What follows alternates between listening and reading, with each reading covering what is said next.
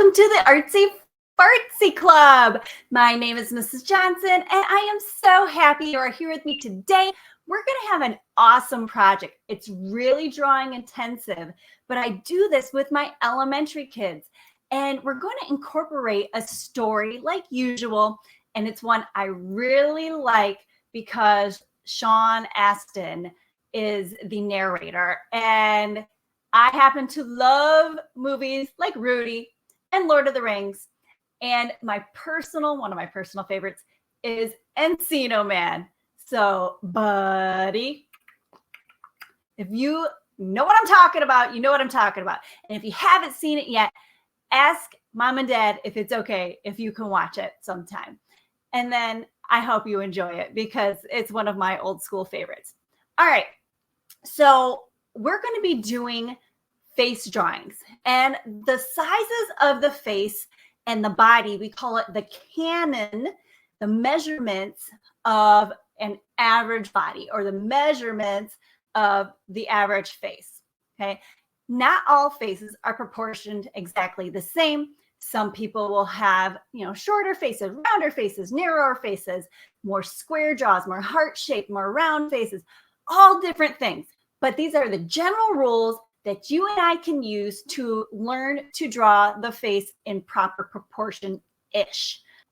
So before I get too excited about our drawing today, which I really, really am, I'm going to get us into our story, which is called A Bad Case of Stripes. It's super fun, super cute. And if you ever felt a little bit of peer pressure to do something a certain way or say that you like something or that you don't like something because everybody else does or does, about it just seems to just like you against really in heart. So it's a story about self-confidence, doing what you really love, because when you go against what you feel inside, you don't feel quite so good anymore. Okay. And I'm going to show you this story. We're going to share it out, and then I'll catch you on you got it, the flip side. Hello and welcome to the Screen Actors Guild Foundation Book Pals. My name is Sean Astin, and I played Sam in Lord of the Rings. I love to read, especially to kids. I have a daughter whose name is Allie, and she loves it when I read to her. And we both love lima beans. The story I'm going to read to you is called A Bad Case of Stripes, written and illustrated by David Shannon. Allie loves this book. I hope you do too.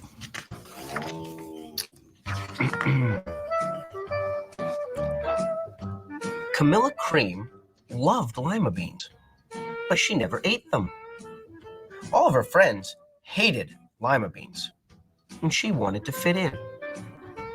Camilla was always worried about what other people thought of her. Today, she was fretting even more than usual. It was the first day of school, and she couldn't decide what to wear. There were so many people to impress. She tried on 42 outfits, but none seemed quite right. She put on a pretty red dress and looked in the mirror. And then she screamed. Her mother ran into the room, and she screamed too. "Oh, my heavens," she cried. "You're completely covered with stripes." This was certainly true. Camilla was striped from head to toe. She looked like a rainbow. Mrs. Cream felt Camilla's forehead. "Do you feel all right?" she asked. "I feel fine," Camilla answered. "But just look at me." "You get back in bed this instant," her mother ordered. "You're not going to school today." Camilla was relieved. She didn't want to miss the first day of school, but she was afraid of what the other kids might say. And she had no idea what to wear with those crazy stripes. That afternoon, Dr. Bumble came to examine Camilla. "Most extraordinary," he exclaimed. "I've never seen anything like it. Are you having any coughing, sneezing, runny nose, aches, pains, chills, hot flashes, dizziness, drowsiness, shortness of breath, or uncontrollable twitching?" "No," Camilla told him. "I feel fine." "Well then," Dr. Bumble said, turning to Mrs. Cream. "I don't see any reason why she shouldn't go to school tomorrow. Here's some ointment that should help her clear up those stripes in a few days. If it doesn't, you know where to reach me." And off he went. The next day was a disaster. Everyone at school laughed at Camilla. They called her Camilla Crayon and Night of the Living Lollipop. She tried her best to act as if everything were normal. But when the class said the Pledge of Allegiance, her stripes turned red, white, and blue, and she broke out in stars. The other kids thought this was great. One yelled out, "Let's see some purple polka dots." Sure enough, Camilla turned all purple polka dots. Someone else shouted, "Checkerboard!" and a pattern of squares covered her skin. Soon, everyone was calling out different shapes and colors, and poor Camilla was changing faster than you can change channels on a TV. That night, Mr. Harms, the school principal, called. "I'm sorry, Mrs. Cream," he said. "I'm going to have to ask you to keep Camilla home from school. She's just too much of a distraction, and I've been getting calls from the other parents. They're afraid those stripes may be contagious." Camilla was so embarrassed. She couldn't believe that 2 days ago, everyone liked her. Now, nobody wanted to be in the same room with her. Her father tried to make her feel better. "Is there anything I can get you, sweetheart?" he asked. "No, thank you," sighed Camilla.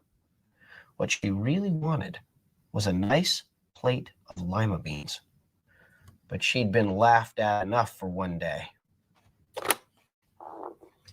Well, yes, I see," Dr. Bumble mumbled when Mr. Cream phoned the next day. "I think I'd better bring in the specialists. We'll be right over." About an hour later, Dr. Bumble arrived with 4 people in long white coats. He introduced them to the Creams. "This is Dr. Grop, Dr. Sponge, Dr. Cricket, and Dr. Young." Then the specialists went to work on Camilla. They squeezed and jabbed, tapped and tested. It was very uncomfortable. "Well, it's not the mumps," concluded Dr. Grop. "Or the measles," said Dr. Sponge. "Definitely not chickenpox," put in Dr. Cricket. "Or sunburn," said Dr. Young. "Try these," said the specialists. They each handed her a bottle filled with different colored pills. "Take one of each before bed," said Dr. Grop. Then they filed out the front door, followed by Dr. Bumble. That night, Camilla took her medicine. It was awful. When she woke up the next morning, she did feel different. But when she got dressed, her clothes didn't fit right. She looked in the mirror, and there, staring back at her, was a giant, multicolored pill with her face on it. Dr. Bumble rushed over as soon as Mrs. Cream called, but this time, instead of the specialists, he brought the experts. Dr. Gourd and Mr. Mellon were the finest scientific minds in the land. Once again, Camilla was poked and prodded, looked at, and listened to. The expert wrote down lots of numbers. Then they huddled together and whispered. Dr. Gourd finally spoke. "It might be a virus," he announced with authority. Suddenly, funny little virus balls appeared all over Camilla. "Or possibly some form of bacteria," said Mr. Mellon. Out popped squiggly little bacteria tails. "Or it could be a fungus," added Dr. Gourd. Instantly, Camilla was covered with different colored fungus blotches. The experts looked at Camilla and then at each other. "We need to go over the numbers again back at the lab," Dr. Gourd explained. "We'll call you when we know something." But the experts didn't have a clue, much less a cure. By now, the TV news had found out about Camilla. Reporters from every channel were outside her house, telling the story of the bizarre case of the incredible changing kid. Soon, a huge crowd was camped out on the front lawn. The creams were swamped with all kinds of remedies, from psychologists, allergists, herbalists, nutritionists, psychics, and a medicine man, a guru, and even a veterinarian.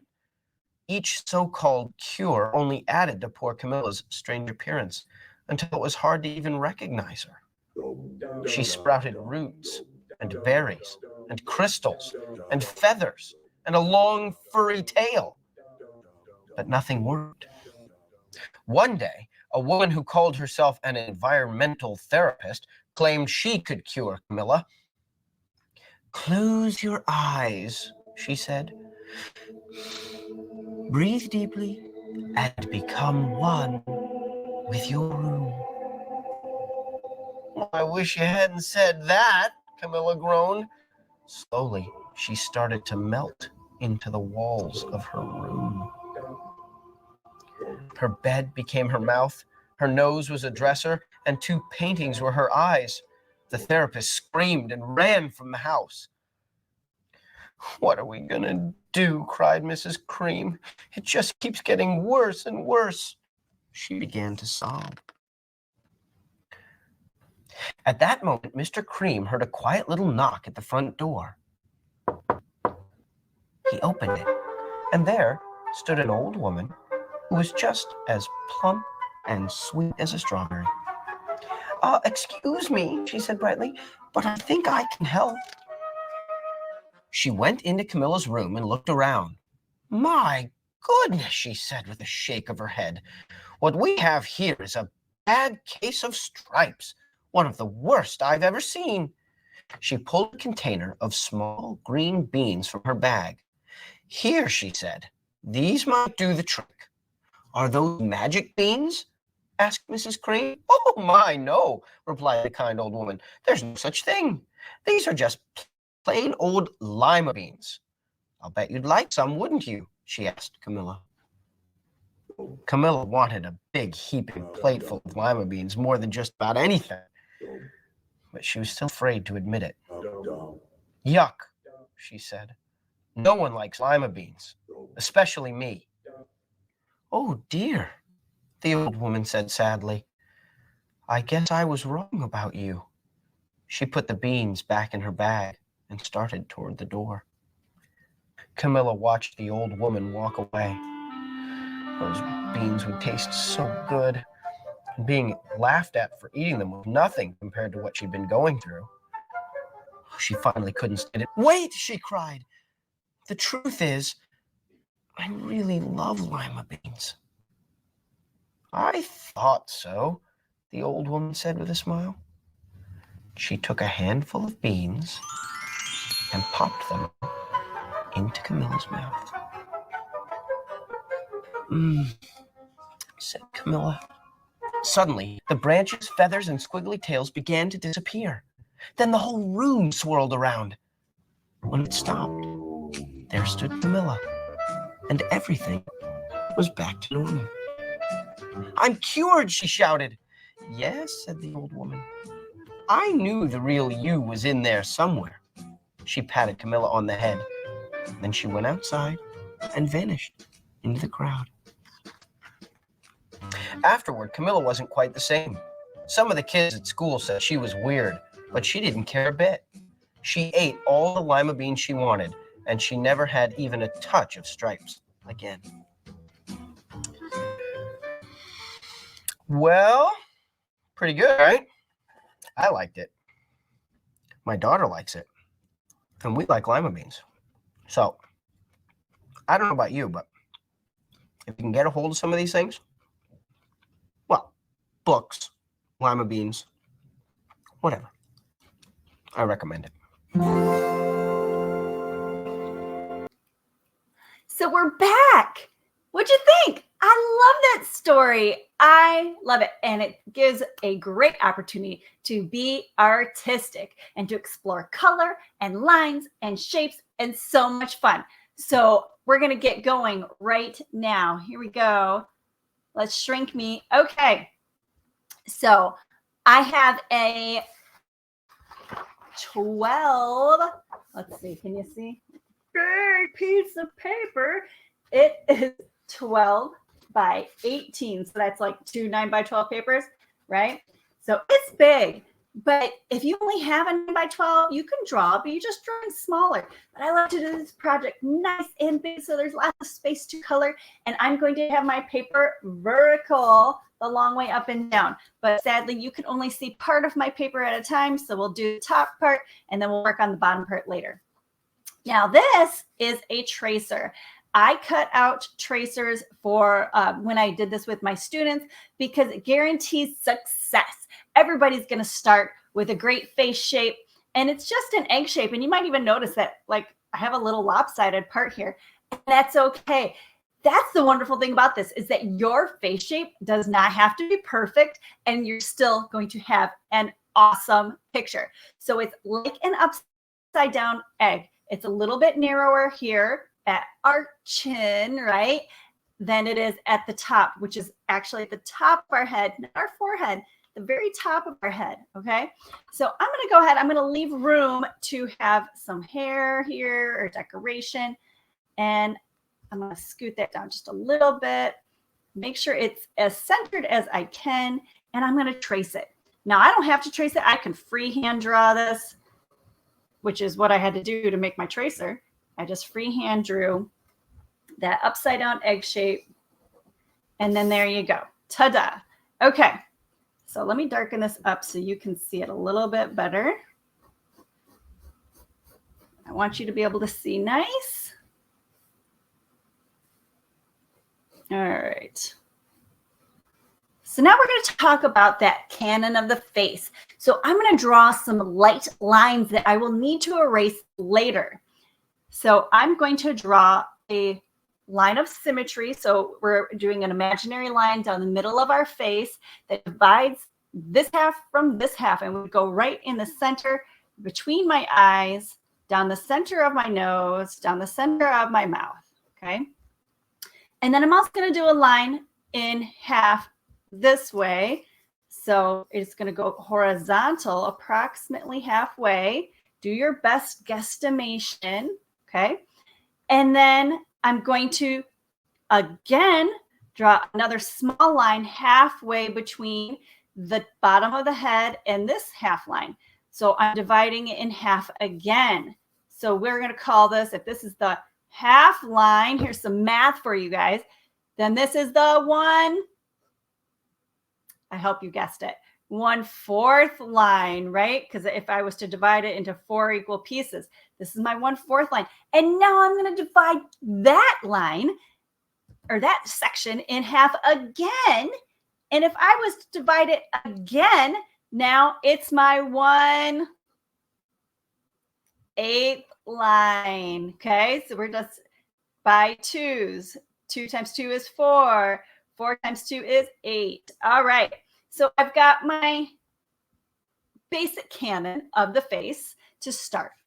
And now we're going to start with what we call our third eye. And the third eye is an imaginary eye right in between my real eyes. So let's see. So this space right here is about the size of another eye. So we're going to draw an imaginary eyeball that we need to erase later. So I'm going to go ahead and touching on the bottom. I'm just making kind of a dashed line so I know I need to erase it later. Okay, there's my eye. Now, you don't see it terribly well because I drew it really lightly. That's okay. Remember that it's going to be erased anyway, but it gives us about the space. Now, to draw an eye, I like to tell my kids it's kind of like an almond or a pointy football. And I'm going to go ahead and draw another eye about the same size as that eye. So a curved line plus a slightly curved line. They're not huge curves, okay? Making that football shape, and I want them to touch on that half line. And it's okay if they're not lined up perfectly straight. Now, sometimes one might be slightly higher than the other. And did you know that people's faces aren't exactly perfectly symmetrical? They'll have one eye that's higher than the other, one eye that's bigger than the other, one side of your nose is different shape than the other, but we don't notice it just looking at them as a whole. But if they were to cover their face, then it would be true. They covered one half of their face. They would look like a totally different person on the other side. Okay. So now that's my eyes. And they are kind of lopsided, aren't they? I don't like that. Okay, we're going to bring it down just a little bit. Mrs. Johnson. Tut, tut. Okay, I'm going to erase the top part of this eye and inside of that eye to bring it down just a little bit. All right, so now I have half a circle, half a circle. This is the iris of my eye. So the iris of your eye is the colored part of your eye. And you do not see it. What you don't want to do, let's see, let me grab another piece of paper. Do I have any scrap paper? Sure. Okay, what I don't want to do is go, here's my eye, and I don't want to do this. Because if I do this, then my person looks like this. They're like this all the time because everything's so crazy. No, we don't want to do that. Your eyelid, and did you know you actually have a lower eyelid, actually covers the part of your eye that is the color. So instead I go like this.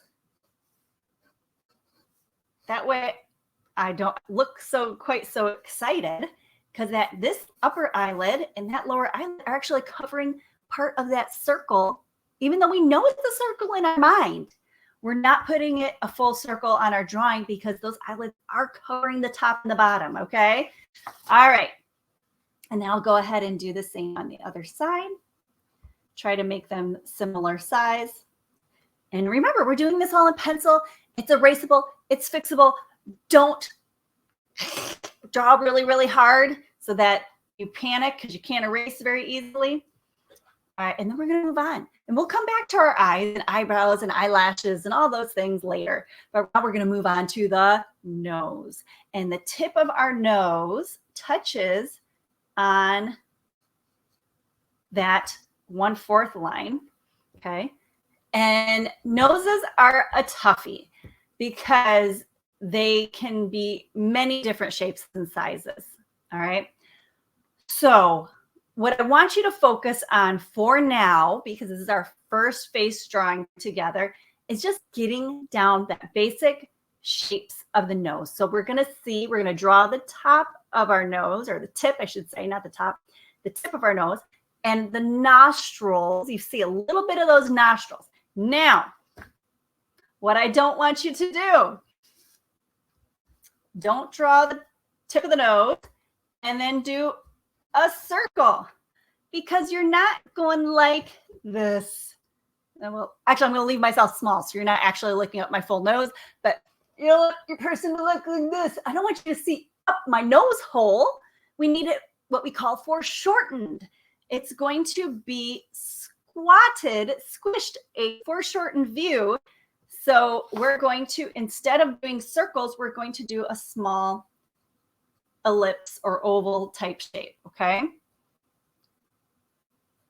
So it's just going around town, okay? And depending on your nose, some people have more flippy uppy noses than others, okay? Then we're going to do the outside of the nostril. Now, once again, we're doing a person, but it could be a self-portrait. Actually, I think you should do a self-portrait. It would be way more fun. So if you have a wide nose, it's okay to make your nose wider on your drawing. If you have a thin nose, it's okay to make it thinner. Okay, remember though, this is a general rule, right? And everybody's drawing is going to be slightly different. Then we can go up to that third eye. Now, do I need to make it thinner? For my face, maybe a little bit. I could do that. Should be symmetrical-ish, but if it's not perfectly symmetrical on both sides, that's okay. All right. Is my nose a little wide? Maybe a little too wide for my face, but that's okay. Okay. Lots of okays today. Now, what you don't want to do, again. So, let's see. I've got my nose. I've got my lips. I've got my nostrils. What I don't want to do is this. Your nose is not a scarecrow nose. It's not a shape that actually closes. It's actually just a form that's on your face that happens to pop out. And there are shadows that we can talk about later that give the illusion of the sides of your nose, right? But they don't ever create an actual object like a two-dimensional shape that's flat, squished onto your face, okay? So don't close that top. Curve it, open it up. Otherwise, you can't breathe. We're going to allow our sinuses to mosey on through our nose there, okay? Mouth. And this gets a little tricky, okay? So this is that 1/8 line. Now, it's a general rule. Everyone's face is going to look different. Everyone's mouth is going to be different. Your mouth will be different if it's smiling. Your mouth will be different if it's not smiling, okay? So we're going to say that this is, in general, where on your face, you have this little tiny bump on your upper lip. And that's right below what here, this little divot at the top of your lip is called the Cupid's bow. And I really don't remember what this little dude's called, but regardless, here we go. Okay, so I'm going to put that little bump, and then above it, I'm going to have my Cupid's bow, okay? The two divots. I will have students that will draw their Cupid's bow in. Don't do that. You can shadow it in later. Don't draw the actual lines of it. Okay. So if this is my tip of my mouth, then I'm going to cry. Wah, wah. The edges of my mouth will be approximately the width of the center of my eyeballs. About. Now, some people have really big mouths, extend farther than that. Some people will have smaller mouths, and they will go in more. This is our general rule. We're just learning how to draw the face, and we can adjust it for different characters and different face types, different feelings, all the things, okay? So I'm going to have it go out to that line, and then I'm going to have my lip come down and curve up and go to that line. Now, some people will have thin lips. Some people will have thick lips. Some people will have one thin and one thick lip. I have very small top lips, so actually I probably wouldn't make mine that big. So maybe I'm going to bring it down a little bit because Mrs. Johnson's got small lips. And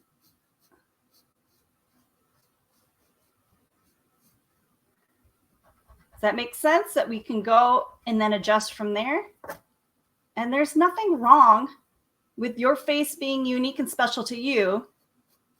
Like we learned in this story, that it's just being confident. What mattered most was that being true to yourself and what she liked, right? Just being true to herself. And she liked lima beans.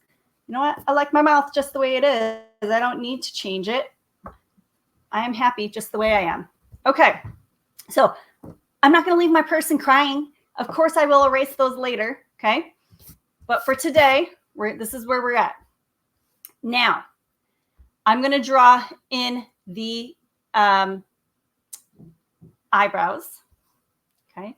So eyebrows are going to go about from corner to corner of your eye. So I'm going to go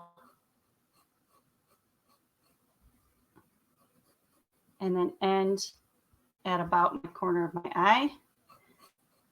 Once again, eyebrows, especially for adult women, can be all different shapes and sizes. Some people have bushy eyebrows. Some people will have thin eyebrows. Some people will put really big arches in their eyebrows. Some people pluck their eyebrows and make them really, really skinny, right? Almost non-existent. Okay. Some people will have their arches at the end of their eyes. Some people will have them at the beginning of their eye. So it's more arched this way. Okay. Just try to make them similar on each side. It doesn't really matter. Do you? Okay. Now, am I going to leave it like that? No. I would draw in eyebrows eventually, like with hairs, but we're not there yet. Okay. I brought in those eyebrows because the next part is important. From about your nose and about your eyebrows is your ear. Now, what's super important that we taper our ear? It's just a little taper of an ear. It's a foreshortened. Most ears are flat against our head. What you don't want to do this way is have your ear coming out like this, because then you look like you have sticky out ears. And hey, if you have sticky out ears, go for it. You can do it. What you don't want to do, though, is this, okay? Because then you look like you have a really big sticky outy ear.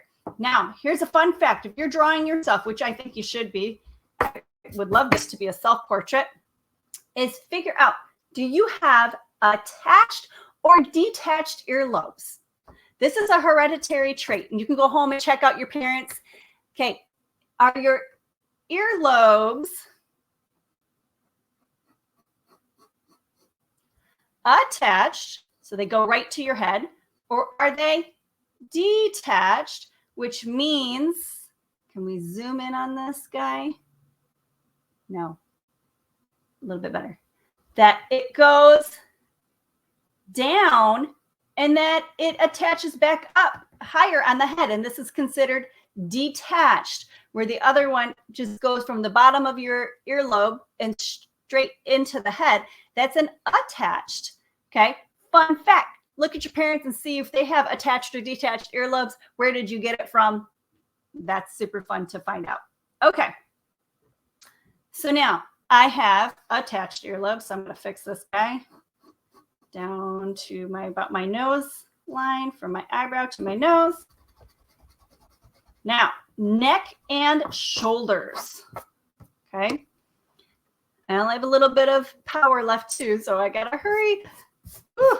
Go, Mrs. Johnson, go. All right, so from that cry line, about a little slightly outside, I suppose.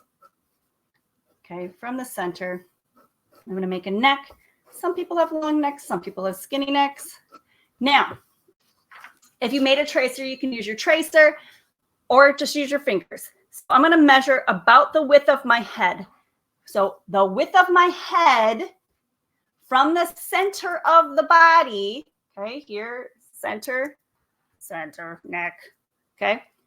Your shoulder goes out approximately a head width. So if this is the head width, approximately that far, okay. You are not a square.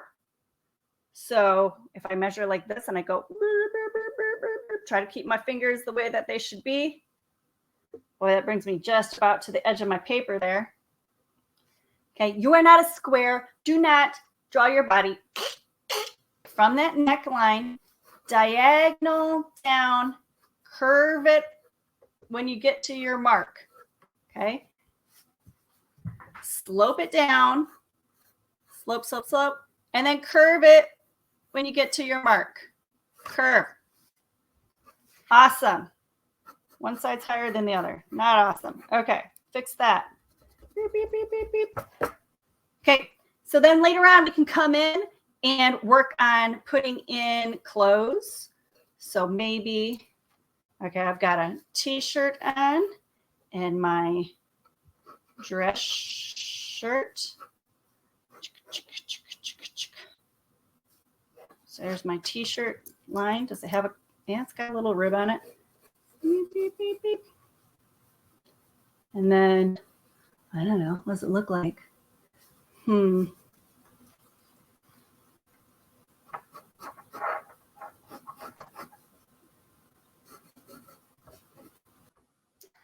Okay, let's continue.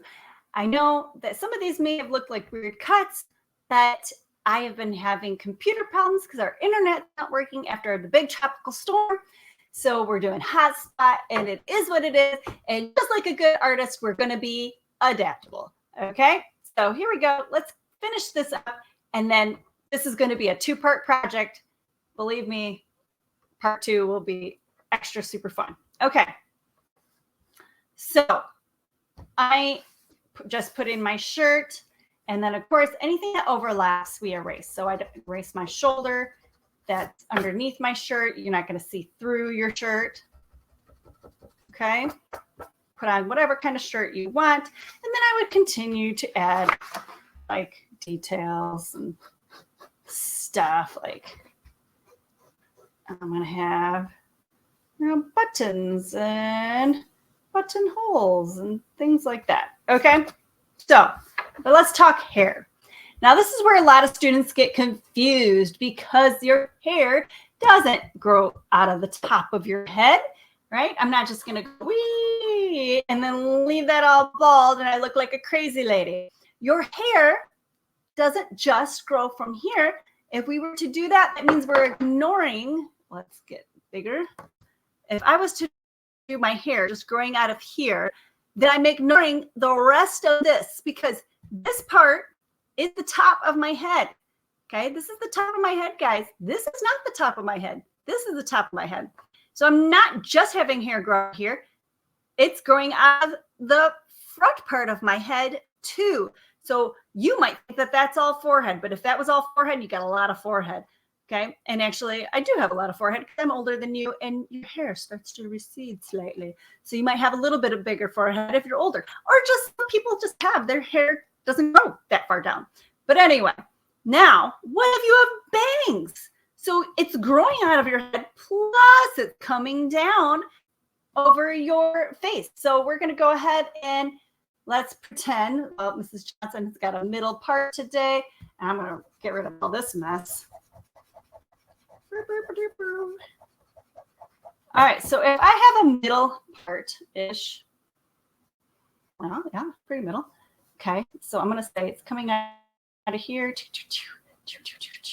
and I'm going to say about there, and then it kind of sweeps over, and okay, it's going to go over my ear slightly, and then it poofs out of my head too because it's growing from my head, so it's not to the skin. I'm going to let it poof out a little bit too. It's going to poof out this way. And then I've got this kind of like a wavy dooby doo going on. So we're going to go, okay, wavy dooby doo, wavy dooby doo.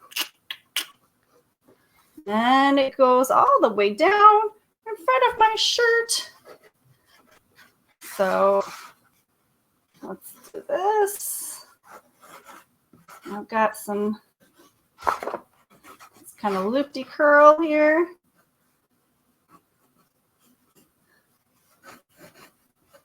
All right. And the rest is waves. So once again, can I see my shoulder and my shirt through my hair? No. Erase that. So as you start adding things in, you will adjust. Can I see part of my shirt maybe in the back? Maybe. Okay. Do I see my scalp through my hair? No. Erase that. All right. Now I've got some hair going on. Then I gotta do it on the other side. Now, boys, if you have short hair, you're not gonna have this stuff coming down. You're gonna make it shorter. So let's tell you, boys. So you might have an edge, right? So it depends if it's like, if you went to the barber and he put in a sharp edge, do it out, right? Do your edge. You got some lines, you know, cutting your hair, do the lines cutting your hair. I don't know what you look like, but do it. Do you, okay? So Mrs. Johnson doesn't have an edge, but I'm going to go, okay. Oh, I'm going to tuck it behind my ear though. Check that out. I had it tucked behind my ear. So I'm going to go ahead, tuck that back. And do I need my measurements anymore? No. Get rid of that. All right. Having it come down. I can put it in front. I could put it behind. I actually want it to go behind because I want to see some of my shirt. What do you think about that? I'm making choices. You are the artist. Make a choice. It's your art. Does it have to look 100% like reality? No. Are we making more realistic drawings than we did yesterday? Yes. And I'm proud of you. You learned a lot today.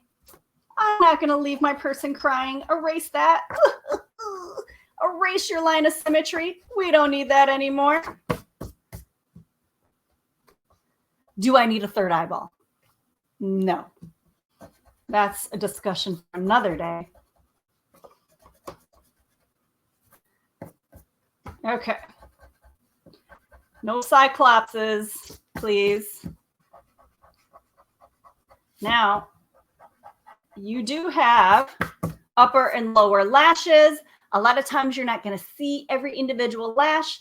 Now, mine are not terribly big. They're not very defined. So I might just do a sketchy to make it a little bit darker there. Or you can just extend them slightly. Just a little bit. Okay. If you have somebody that has lots of lashes that are long or like really curly, then yeah, you can individually put them curling up. Bloop, bloop, bloop, bloop, bloop. If you don't see it, like my eyelashes kind of go straight out, sadly, and you don't see them. So I can just darken this. And that's about it. That's all I need to do for my lashes because you don't see them sticking out.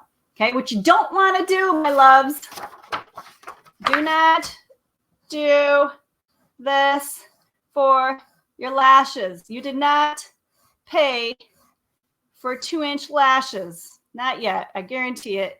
You're not getting the demi-fluff caterpillars on your eyelid stuff going on yet, guys. This is not how I want you to draw your eyelashes, okay? That's about as extreme as it gets right there. Okay, and just ever so. Little ones on the bottom, just a little bit. Now, pupil. Let's not forget our pupil. The pupil is the black part of your eye. Do try to make your pupils the same size. Do try to have them going in the same direction. You will color those in later. I'm just trying to get the outside shape right now. All right. Let's see, Mrs. Johnson. I think your nose is a little big. I think my nose is a little big. Might want to make it a little bit narrower for me.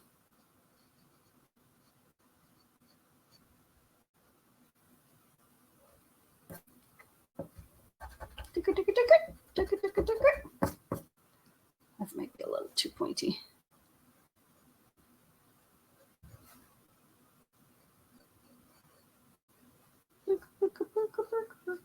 A little too pointy there, Mr. Johnson. Get a little crazy.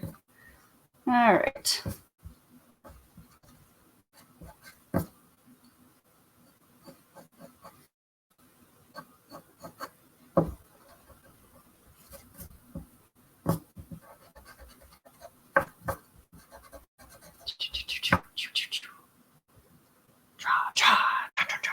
Okay.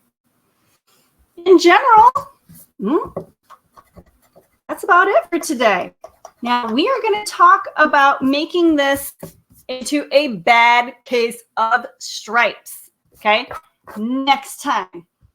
But for now, I hope you have a lovely self-portrait.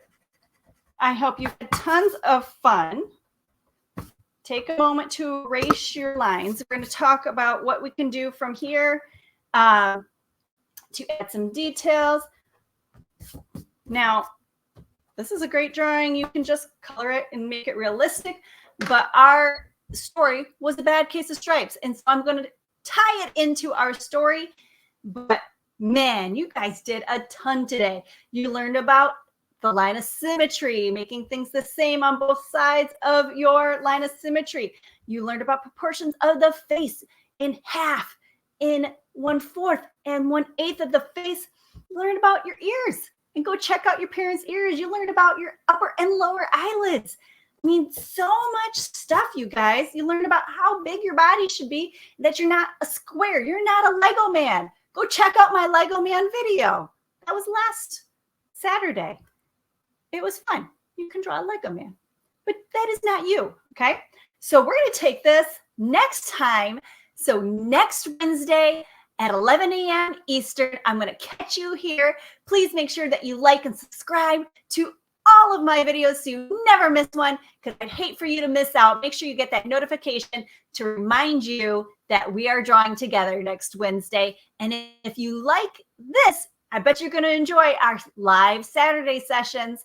I hope that you join me for that too. And hey, if this is the first time that you've ever been with me, you are now officially a member of the ArtsyFartzy Club. Yay! Congratulations. You work so hard. I am so proud of you. Make sure you share your art with me. You can share it at any of my social medias, but don't forget to catch me over at Instagram at ArtsyFartzy_club. And you can send me, you can DM me your pictures and I'll share it on my social media. I would love to see it and share it with our other club members just like you. Again, my name is Mrs. Johnson. I am so happy that you were here with me today. And until I see you again, I hope that you are absolutely art-tastic.